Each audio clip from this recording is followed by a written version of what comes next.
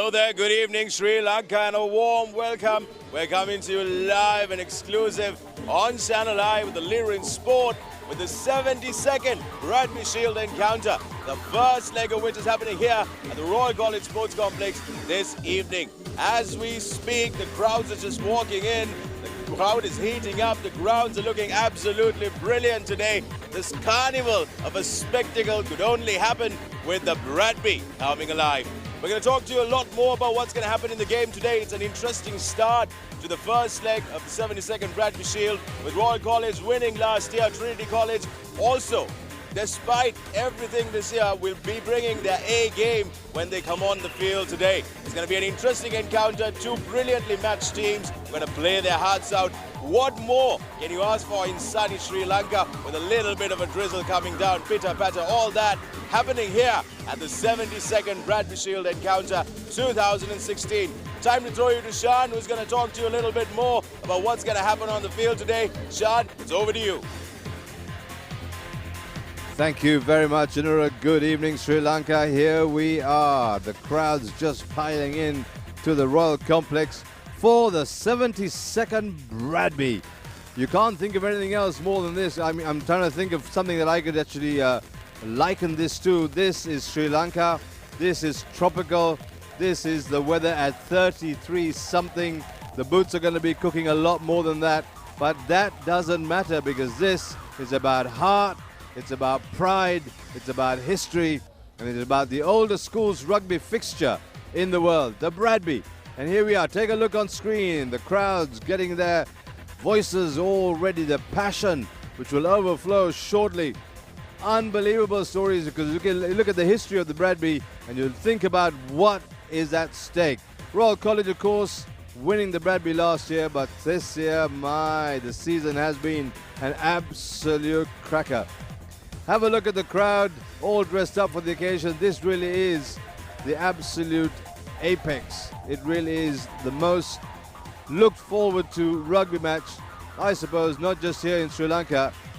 The under-18 match currently in progress, and you can see the boys going hell for leather, but it all comes down to the big match in the middle. 4:30 start, that is. We are live now because we've got plenty of time to just give you all a taste of the atmosphere, not just here but the rest of the world too. Have a look at this ground. Absolute picture postcard, the Royal Complex. The crowd's just filling up, as I said, but you can imagine the temperature inside the dressing room. The boys know exactly what they have to do. All of those last minute huddles sorted out. They'll be out here in a little bit for their warm-ups. The temperature really is quite intensive, and it's something that they're going to have to get used to very quickly. We are told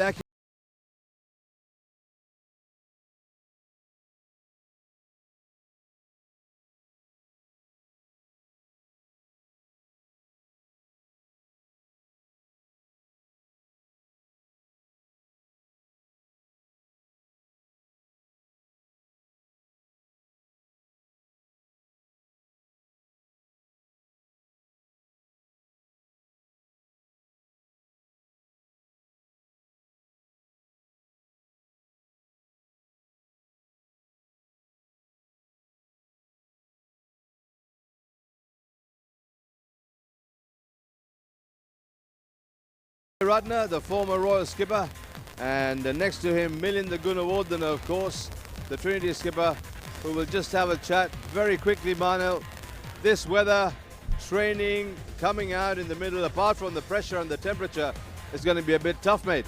Yeah, it's going to be definitely tough, but I guess the Royal team is used to these conditions. They have been practicing all throughout the season. These conditions, it has been really humid, really hot. So Trinity also coming down to Colombo.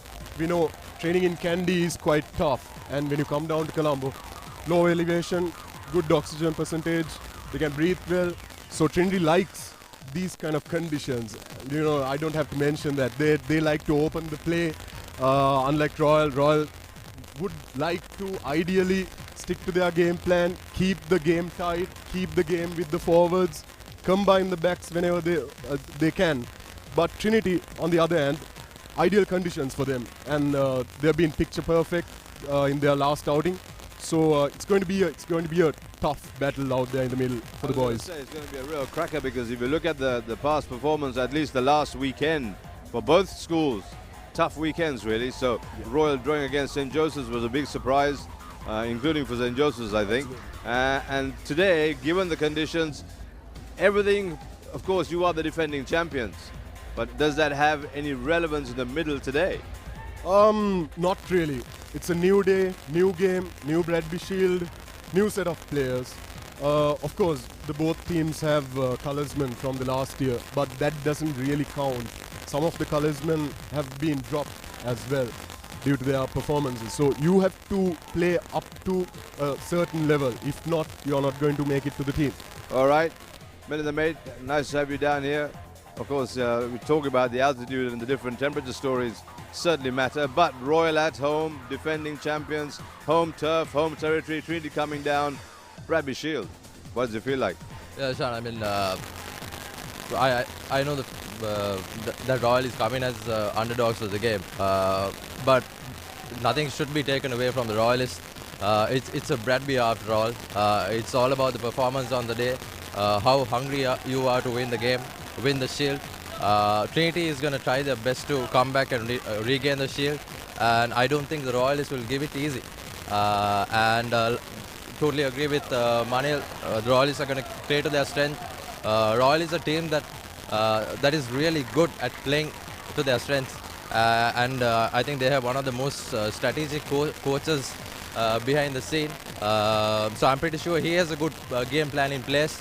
And I'm pretty confident that Royal are going to stick to the game plan. On the other hand, Trinity needs to do what they can do best, play that open, fast game. They have good continuity in play. They have a good set of players. I think one-on-one Trinity definitely has a better set of players. Yet, what we saw at the game against St. Thomas's was their discipline cost a game for them. I was going to say that, because that is very important, really. I mean, all said and done, all the plans, all the strategy disappears in the middle if you can't maintain your discipline. Exactly. That's I mean, the game has a set of rules, Sean. There's a referee in the middle. You need to listen to him. You need to understand what he says. You need to play according to the rules. And Trinity need to do that today. All right. Thank you very much, Melinda, and thank you very much, Manel, for their thoughts. We're just going to have a look at the history on screen of this wonderful Bradby Shield, the 72nd edition. Here we go with the stats. And if you look at your screen, you can start to believe a little bit more for the old boys, really, because they carry the history. They're the ones at home watching, and they're the ones who will take the feeling of what it feels like. Overall, let's have a look at the figure.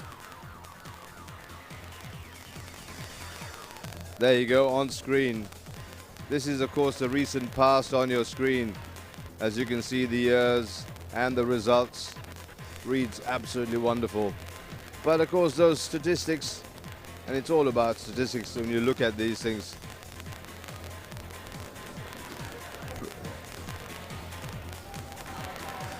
There you go. It's 2004, starting with Royal, then Trinity, Royal, Trinity, Royal, Trinity, and then Royal again. The last year where Royal came back in absolute style, and you have to hand it to them. Beautiful sight there, and here we are, all dressed in white. Thank you very much, of course, to Singer Sri Lanka, their commitment. Well, mate, you know, you look at the recent history of this wonderful Bradby Shield, and you begin to understand that it really does come down to, there's no link as such, although people would like to think that there's some carryover. It really is on the day, isn't it? Absolutely, it's all on the day. It's from year to year, the team changes. New set of players come in from under 17, from under 15.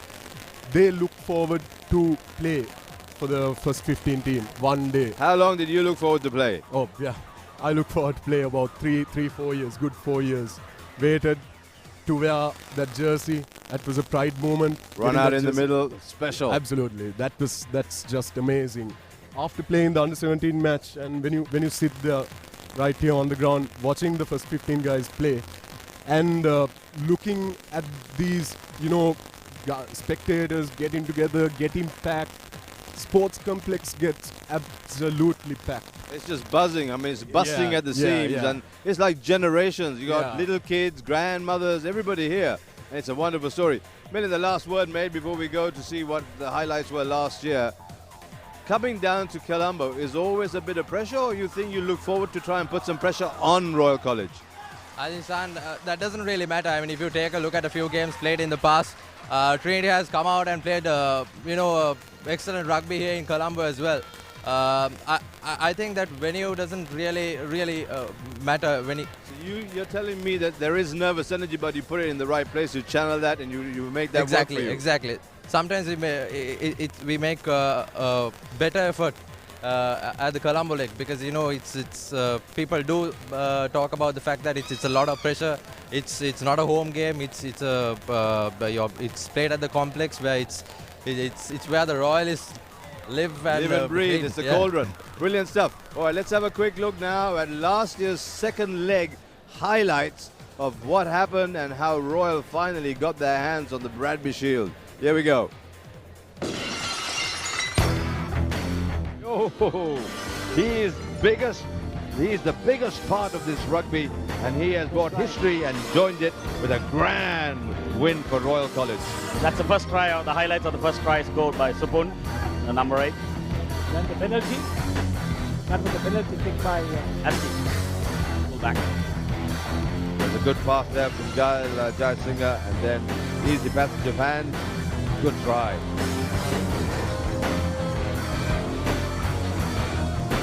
I think all the departments worked as well, Ravi, and Jehan, that was the most important thing, because everything they did, everything they touched, turned to gold today. Yes, that's right. Ravi, I think we should mention something about the referees as well, now that we are both in the committee of the rugby referees. Oh, I see. And, yeah, well, there you go. we want more players to come and referee the game, because we are having a huge dearth of referees. absolutely coming in. easy Yes. to condemn referees, but there's nobody to come and take up the referee's job.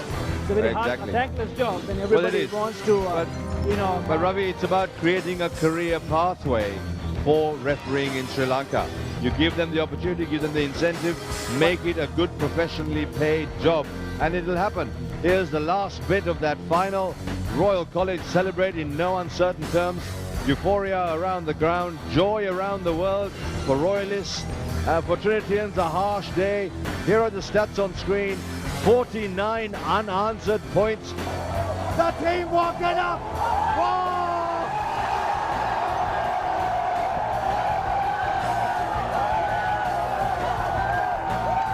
Winners of the 2015 championship, Royal College. They are on the grandstand now. Royal College Bradby Shield champions 2015.